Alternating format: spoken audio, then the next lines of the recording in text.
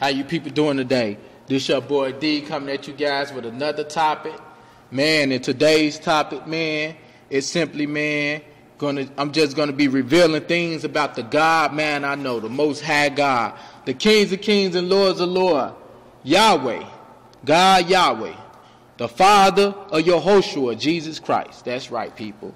And you people won't get a message like this in your Sunday church. That's right. You people won't get a message like this on Pagan Sunday, Sun God Worship Church Day. You right? Because some preachers is just not interested in teaching a man of God that's setting people free. You know, and this would set people free, this right here, you know. And the thing about it, I'm finna get into you guys, you know, the man of God, things of God that you should know that's not being preached about on Sunday Church's Day, you know. And God disciplines his kids and children, sons and daughters. He has a way of living, you know. He has an order of life. God is holiness. When you think of God, you should think of holiness. And I want you guys to go with me to Hebrews chapter 12, verse 6. Go with me to Hebrews chapter 12, verse 6.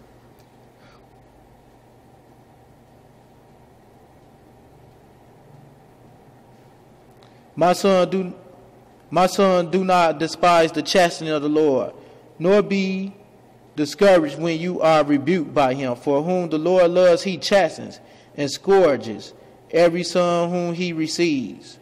You know.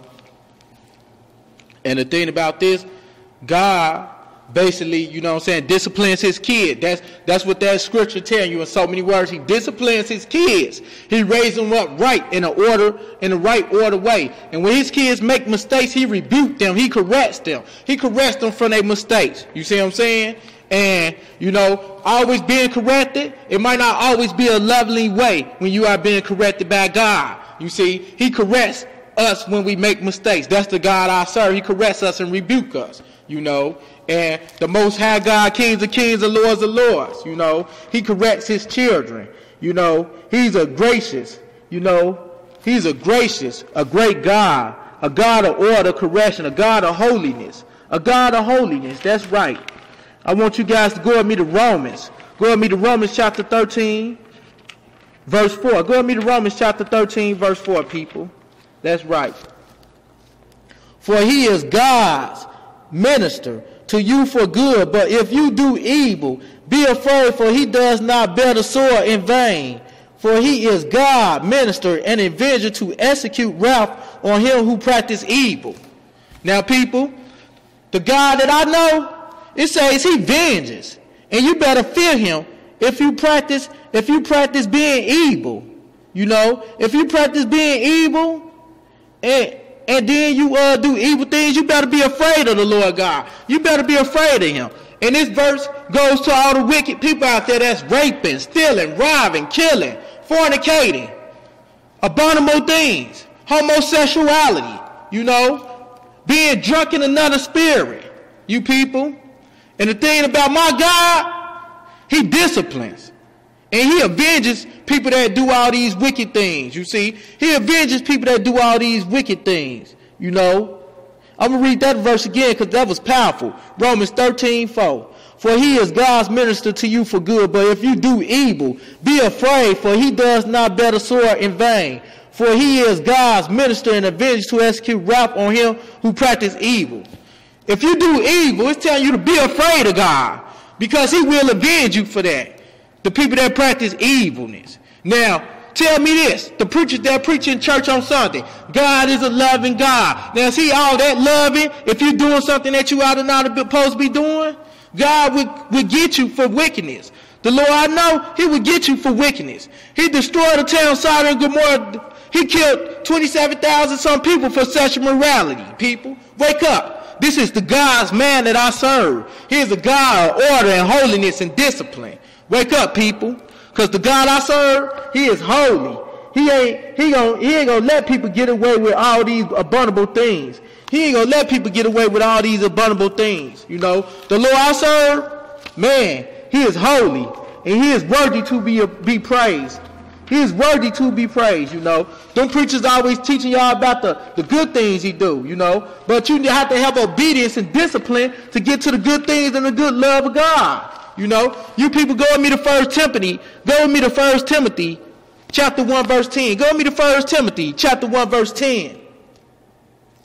For fornicators, for sodomites, for kidnappers, for liars, for perjurers, and if there is any other thing that is contrary to sound doctrine, according to the glorious gospel of the blessed God, which was committed to my trust. You know, God basically saying, man, for fornicators, sodomites, kidnappers, for liars, you know. And you know what? I'm gonna go farther up. I'm gonna go to the beginning of the verse. I want you guys to go to 1 Timothy, you know, chapter 1, verses 9 and 10. Knowing this, that the law is not made for a righteous person, but for the lawless and insubordinate, for the ungodly and for sinners, for the unholy and profane, for murderers of fathers and murderers of mothers, for manslayers, for fornicators, for sodomites, kidnappers, for liars, for perjurers, if there is any of these things contrary to sound doctrine. The Lord, I know God, he got a way of living. He made his commandments for all these things, you know, for the wickedness, for fornicators, homosexuals, and all that stuff, you know. All that stuff is unholy. And the Lord God, he is against all that stuff that I just named. Out of that chapter 1 Timothy chapter 1 verse 9 through 10. 1 Timothy chapter 1 verse 9 through 10, you know. None of those things should even be named upon saints. Killers, kidnappers, murderers of mothers, slanders, sodomites, kidnappers, liars. None of that stuff is contrary, you know what I'm saying, with God. God, I know, is against all that stuff. But yet, it be sodomites in church on Sunday, pagan sun God worship day.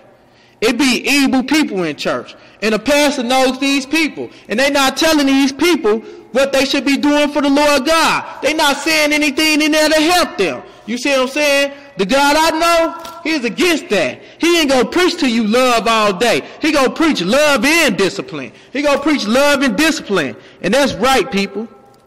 That's right, people.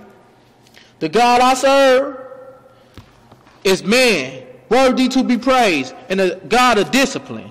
A God of discipline, people. I want you guys to go with me to John. Go with me to John chapter 14, verse 15. Go with me to John chapter 14, verse 15, people. Go with me to John chapter 14, verse 15.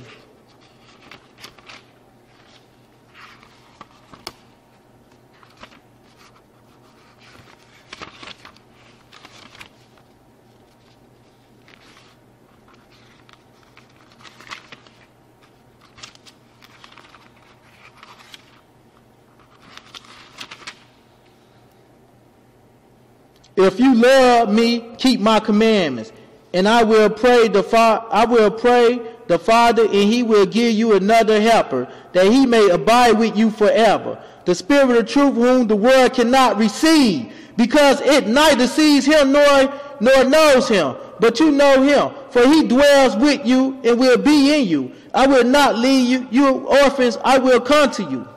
Man, that was powerful. God said if you know his commandments, you know what I'm saying? You know him. And he said if you love him, you know what I'm saying? You know his commandments. Which means you got to keep his commandments. If you think you love him, if you think you love the Most High God, you know, you have to keep his commandments. That's showing him love. That's showing him love. If you keeping his commandments. But if you do not love him, you do not keep his commandments. You break all the 10 commandments if you don't love God. That's what you do when you don't love God. You break all the 10 commandments. You fornicate, steal, kill, talk about people, hurt people. You know, those are the things you do when you don't love God. But if you love God, he say you keep his commandments. Now this is the man of God that I serve. This is the man of God that I serve. And then he say, the Spirit of truth whom the world cannot receive, because it neither sees him nor knows him. But you know him, for he dwells with you and will be in you. And the thing about that, Man, many of these preachers is going to school to preach. They haven't received the spirit of truth. The spirit of truth comes from God. It comes through the Holy Spirit. Man, I can't get into all this. I'm going to be doing another